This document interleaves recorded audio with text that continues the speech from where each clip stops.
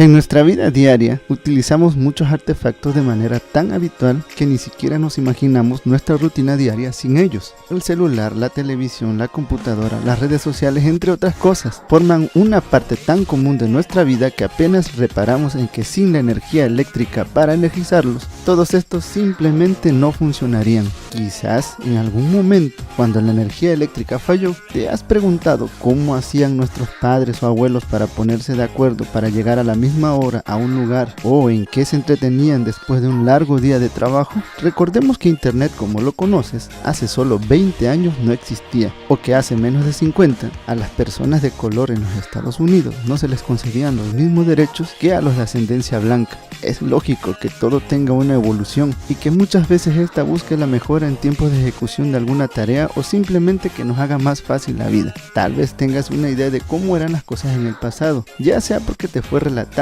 o lo leíste en algún lado, pero ¿a que no sabes que muchas de las cosas que eran tan comunes para nuestros abuelos ahora nos parecerían algo tétricas? Así que hoy te traigo 7 artefactos y costumbres raras pero comunes en el pasado. Checa el dato. Muñeca japonesa embarazada. Es probable que en la actualidad te hayas encontrado en alguna juguetería con un modelo de muñeca representando a una mujer en estado de gestación, sin mencionar aquella que representa a un bebé embarazado, el cual puedes ver en otro de mis videos. La finalidad de estos juguetes quizás tenga que ver más con temas de inclusión que con diversión. Pero ¿sabías que en los años 1700 y 1800 en Japón, durante los carnavales de Misemono en Tokio, los cuales tenían un carácter educativo a la par que de entretenimiento, uno de los tantos artefactos y juguetes educativos ahí presentados era la representación de una muñeca embarazada? Esta buscaba ser tan realista que la barriga era pintada con estrías y los fetos venían en diferentes tamaños a fin de representar las diferentes etapas de la gestación. Y aunque la finalidad de estos carnavales y sus peculiares muñecas era la de poner al alcance de la mayoría del público asistente conocimientos que solo estaban reservados para las familias acomodadas, este juguete no deja de ser un poco tétrico incluso para la época en la que fue presentado. Checa el dato. Sanguijuela mecánica. Anteriormente, las prácticas médicas, a razón de encontrarse en desarrollo y puesto que aún se conservaban otras viejas prácticas heredadas de nuestros antepasados, no eran del todo eficaces o lógicas. Muchas veces se trataba de mera suposición o hasta superstición antes que una verdadera investigación científica. Ahí tienes a la teoría de la generación espontánea defendida por algunos profesores y científicos respetados en su época. En el caso de las sanguijuelas, las cuales eran empleadas para sanar diferentes afecciones, se creía que podían curar el cólera con solo ponerlas sobre el estómago del paciente, o curar la rabia al ponerlas sobre la herida infligida por un perro contagiado con ese virus. La práctica y las investigaciones posteriores descartaron todo esto. Sin embargo, el uso tan común y aceptado de las mismas llevó a un cirujano francés de apellido Hautelope a crear en 1840 un aparato que imitaba el mecanismo de las sanguijuelas para succionar sangre. Aunque mecánica o natural, no creo que haya sido una experiencia muy bonita que digamos. Checa el dato. Experimentación médica. El avance de la ciencia en los campos de la medicina ha logrado erradicar muchas enfermedades y darle cura a muchas otras que anteriormente parecían imposibles y casi una condena a todo aquel que la padeciera. Sin embargo, todavía hasta los años 1800 y principios de los 1900, la experimentación directamente con humanos y animales no estaba del todo regulada como ahora. Hoy se busca utilizar simuladores virtuales para la exploración del cuerpo humano y las reacciones a ciertas sustancias, de acuerdo a la composición química de las mismas. Ya es deducida sin necesidad de inocularla directamente al cuerpo de un ser vivo. Aunque a día de hoy todavía se necesita acabar con estas prácticas, lo cierto es que esto se ha reducido bastante. Uno de estos científicos que realizó este tipo de prácticas de manera común fue Guillaume Duchenne, quien con una bobina de inducción conectada a una batería dentro de una caja de madera, realizó cientos de experimentos sobre personas vivas, aplicando lo que hoy se conoce como radioterapia. Y aunque en un principio estas prácticas fueron duramente criticadas, lo cierto es que sus estudios dieron como resultados varios descubrimientos importantes de cara al diagnóstico de enfermedades de tipo neurológico y endocrino. Hoy en día no creo que ni siquiera le hubiesen dejado tocar con una batería a un paciente sin que cientos de abogados interpusieran una demanda al hospital donde se encontrase como parte de la plantilla médica. Checa el dato. Prótesis médicas. Las prótesis médicas a día de hoy se siguen utilizando para paliar la falta de una extremidad perdida por algún accidente o bien faltante por algún problema genético. son tan comunes que a día de hoy no se hace raro ver a alguna persona o hasta un animal portando una. La ciencia busca en un futuro próximo que estas prótesis sean creadas de tal forma que puedan ser controladas por su portador, como si se tratase de una extremidad propia y no artificial, lo que está dando paso a seres vivos biónicos. Sin embargo, ¿sabías que el uso de estas prótesis no es algo propio de nuestro tiempo? Y que incluso se remontan no solo a cientos, sino hasta miles de años atrás. Prueba de ello son las prótesis de manufactura egipcia encontradas en cuerpos de personas que vivieron cientos de años antes de la era actual, es decir, antes de Cristo.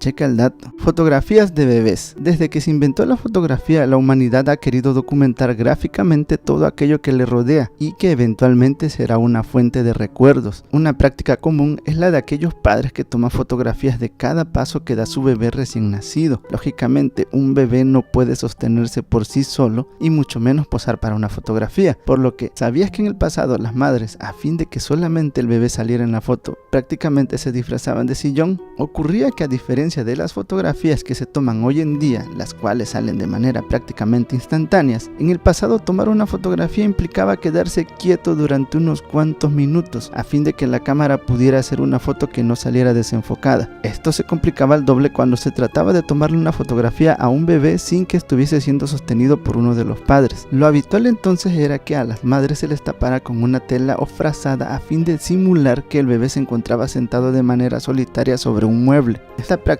luego fue utilizada para hacer otra de las prácticas comunes y tétricas que se hacían en el pasado, la cual era fotografiar personas recientemente fallecidas. ¿Te imaginas prestarte como mueble para fotografiar a una persona fallecida? Qué feo, ¿no? Checa el dato. Cajas fuertes para difuntos. Todavía a principios de los años 1900, utilizar cajas fuertes que cubrían por completo un ataúd era una práctica común. Consistía en rodear un ataúd por completo con una jaula metálica y asegurar con un cerrojo la misma a fin de evitar que éste se abriera. Sin embargo, lejos de supersticiones, la caja fuerte en realidad era un mecanismo de protección contra saqueadores de tumbas y no para evitar que un muerto viviente saliera de la misma. Resulta que por entonces enterradores y uno que otro delincuente sin escrúpulos, solapados por las mismas sociedades estudiantiles, profanaban dichos ataúdes con el fin de sacar los cuerpos y vendérselos a estudiantes de medicina. Aparentemente la práctica era tan común que a alguien se le ocurrió proteger los ataúdes con estos singulares artefactos. Dicha protección inhibiría este tipo de delito, pero acabaría desencadenando otro mucho más grave aún, y el cual te platico en el siguiente punto.